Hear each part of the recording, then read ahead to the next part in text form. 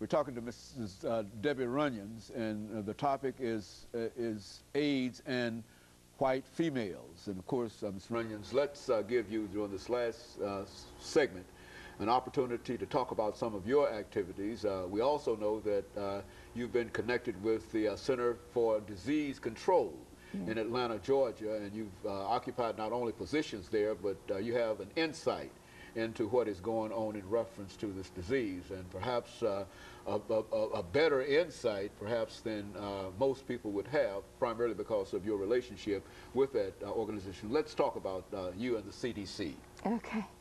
I work for the Division of Adolescent School Health, and every state in the union who chooses can have money from the CDC to do HIV education.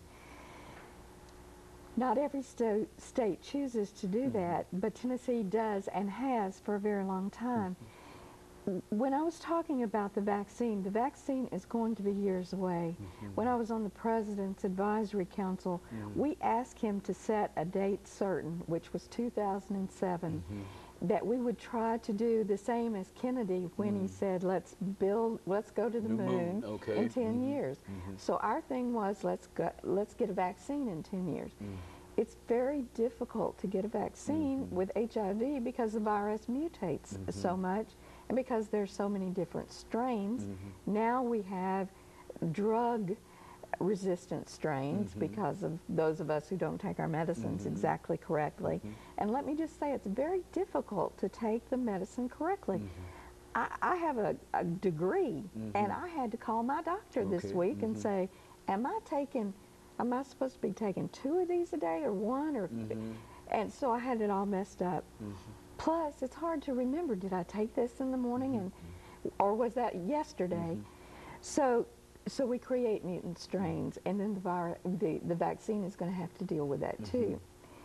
The other problem we have is drug manufacturers do not want to work on a vaccine because you're going to have to give the vaccine to the world. It's not going to make a lot of money. Not for the drug company. So they don't want to do it. And you know what they actually said to us on the international panel? They said, if we have a chance to make a vaccine, spend all of our research and development money on a vaccine that we have to give away, or we have a chance to put some more research and development into something like Viagra, what do you think we're going to do? It's just plain old dollar and cents. It is. It is. And when we said we will pay the $7 a pill, the $15 a pill, if you will give it to Africa, they said no. We said just give them the patent, just let them be able to make their own, and they said no. So you really think that it's possible that they could give us some kind of vaccine in some kind of reasonable time, but they're refusing to do it primarily because they can't sell it? Is that what you're saying? That's what I believe. That's what I heard. And of course, you got the insight into it, and that's what I heard them say. And so I was appalled. But I'll tell you who is funding it, and it's Bill and Melinda Gates. They have put more money into vaccine research than the federal government, and certainly more than pharmaceutical companies. So they are going to give it to the world if they ever get it to happen. But I think that's the only way we're ever going to bring the epidemic to an end, because people's behavior is not going to change that much.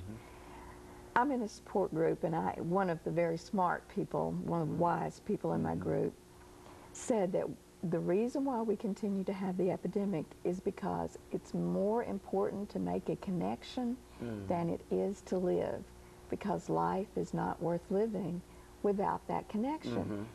We're not going to stop people from connecting. The only thing that's going to bring it to an end, I believe, is a vaccine.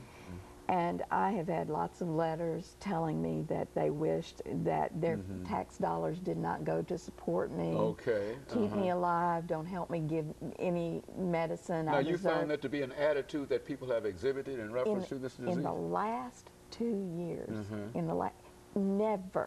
never until this last 2 years, I'd never had hate mail, but now I get it.